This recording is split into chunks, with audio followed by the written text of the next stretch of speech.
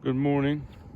There's a little bit of a debate going on between me and Ray on Ray's lawn care about whether to mow first or weed eat first. And I just got done on the mower and wanted to point out that, like this bank, I would have been here for a half an hour if I needed to weed eat everything that I absolutely knew the mower couldn't get to.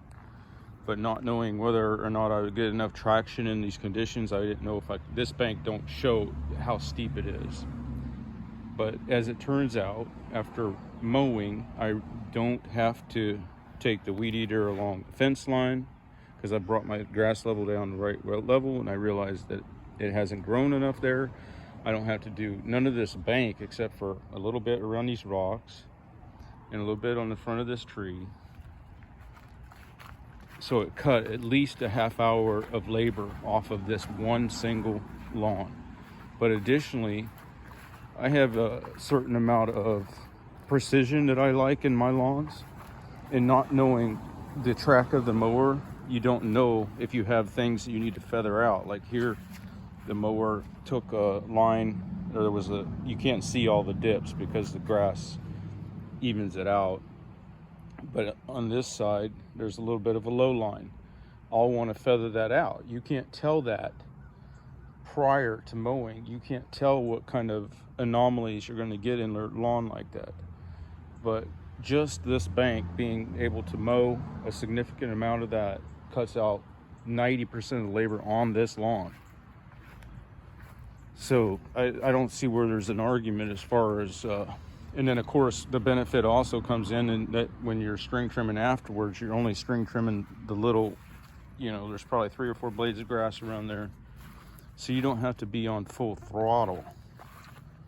And along the fence or something, if you were to string trim it, it'd only be an inch or 2 of grass. So the backside of your string isn't striking anything.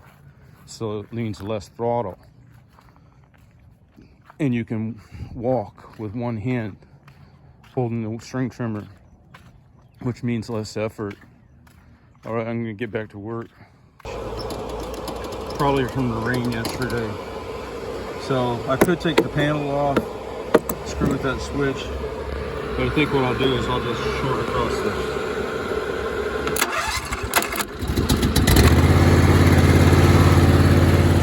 Anyway,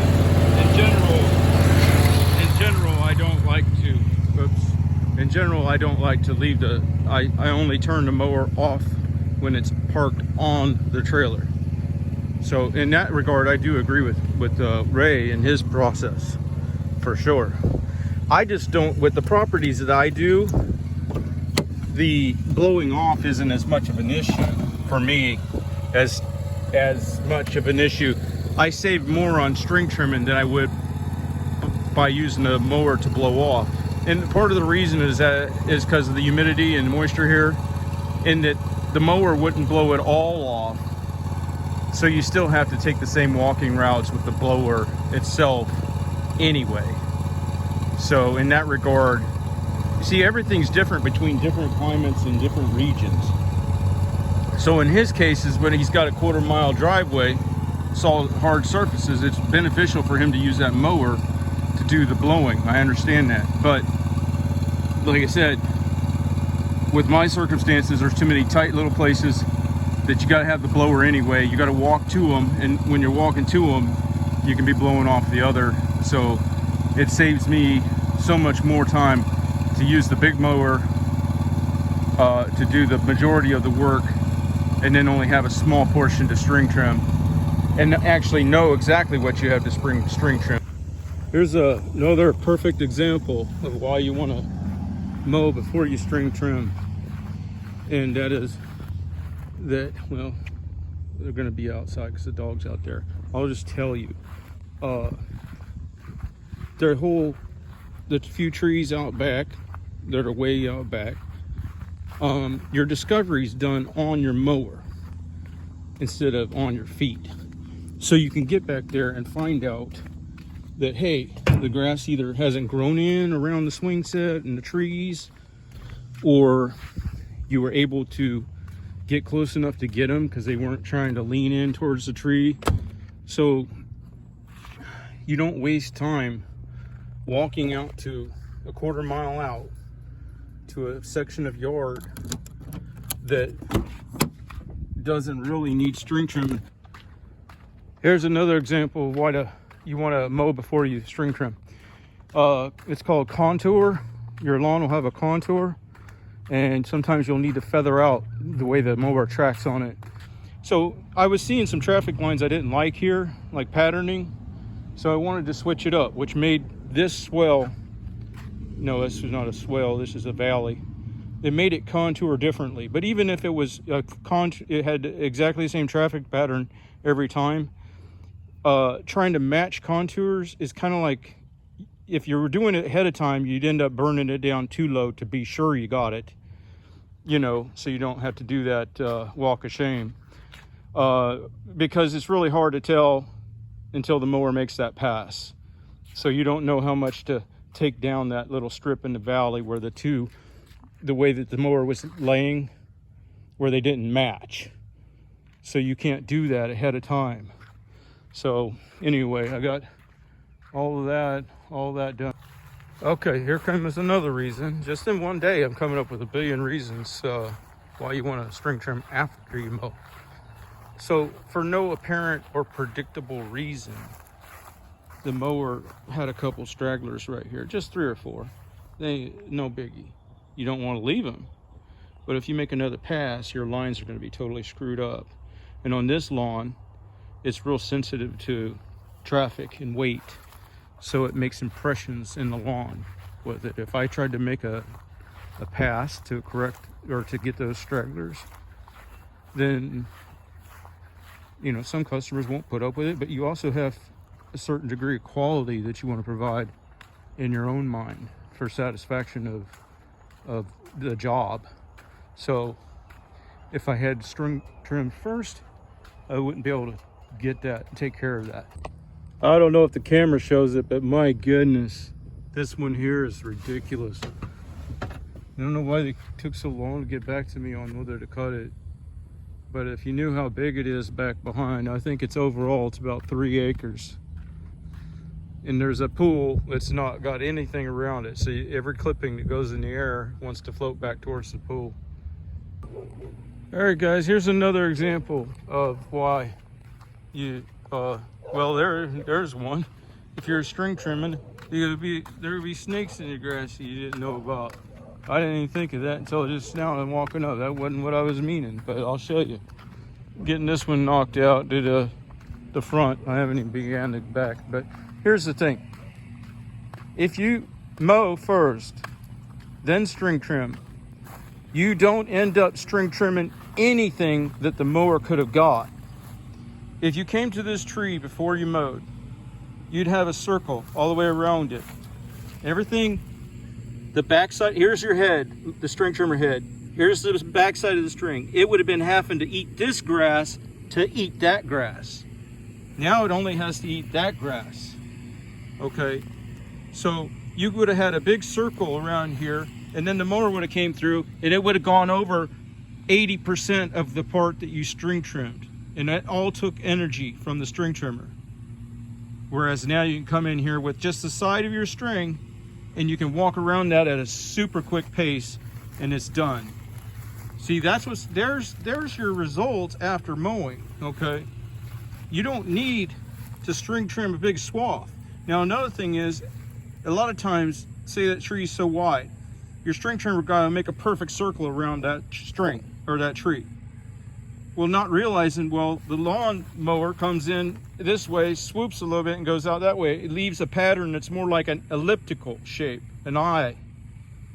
And if he just did his perfect circle, then you're having to jockey that machine around and change directions. Whereas if you mow first, you just come in and you get to it and then you bump around it. If it leaves a triangle here and a triangle there, that's all you got to weed eat. But if your string trimmer guy came through here and made a circle and it's not big enough on this side or that side for the triangle, you got to now change directions with your mower instead of just adjusting the direction of your mower. The issue was, well, if you do the string trimming first, you can use the mower to blow off. Well, all those clippings are laying up there to dry. before I load the mower, I will blow off most of them. But the mower can't blow off clippings up by the stoop. So I still got to come in here with the blower no matter what. All right. And it isn't giving me no benefit to rest my trigger finger while I'm walking and carrying the blower from the truck to here. That doesn't do anything for me. The blowing off operation is only 10% of what you do in lawn service. So if I save half of my blowing off efforts by doing it the other way, then I'm only saving half of 10% of the total job. Half of 10% is 5%. If I instead do the mowing first, and as a consequence, I find out by discovery and observation while I'm on the mower that I don't even need to go back around the pool, or at the back fence line's good enough this time, that cuts out 90% of my string trimming.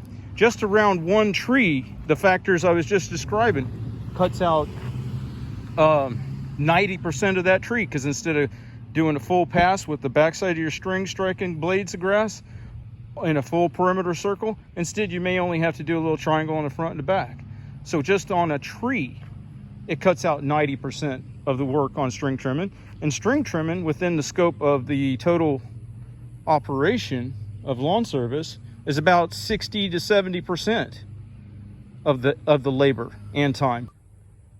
So another thing just happened. Well, sometimes the mower will chop up the sticks and good enough and you don't have to worry about it. But that tree back there drops a lot. And after running them over it didn't look good. The sticks were laying on top of the lawn. You could see them from here, etc. Well, I'd made my perimeter passes and my topping passes with a string trimmer. And I'm back there and it's like I had no more real significant, string trimming to do on the way back to the truck. So I grab a handful, leave the string trimmer running, but do a little touching up on the way out with one hand, because I can one hand my weed eater. So there's another occasion where you don't know before the mower runs how well it's going to chip up the sticks. You can't just go dropping the deck down on one of these lawns that are full transport high cut because you want to chew up a stick because you didn't pick it up when you were doing your weed eating. There's just so, and I'm not just making this stuff up. This is just as it occurs. And it's just part of the process. It's so entrenched in the process that you don't even think about it. So when the debate comes up, and through the day, it's example after example after example of why. And by the time you're done with it, you're looking at time savings of, you're doubling your productivity. So that's just, as it comes to, as I'm working, I knew it instinctively that it was quicker this way. Now, if like I said, I wanted these clippings to dry more. This was way too tall. It was nearly knee high. If I'd wanted to, I could have blown the majority of the clippings off of the lawn before I loaded the mower and before I string trimmed to lessen the impact. But once again, if I got to go back to blow off the stoop, what difference does it make? What difference on the portion of the job that's only 10% of the labor? To save half of that, you're saving your trigger finger. That's all you're saving. Your feet still have to take the steps. You still have to carry the blower all the way down there. All right, I gotta go.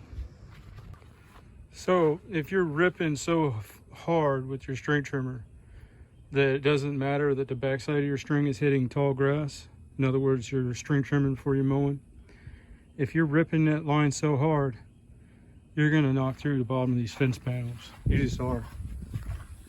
You only want to do a 1 or 2 inch strip. Now I can't show you how big that is because it's private property, but if you're only doing the 2 inch strip, 1 inch strip, or even less that the mower left behind, then you can run your line at a lot lower tip speed and still get the job done, because you don't have nothing that's hitting the line on the backside of the swing, which can deflect it. So you have accuracy issues too. To stay accurate when you're mowing the whole swath of the string, you have to run it at somewhat high RPMs. It's ridiculous. And then when you run it at high RPMs, then you're gonna cause damages. All right.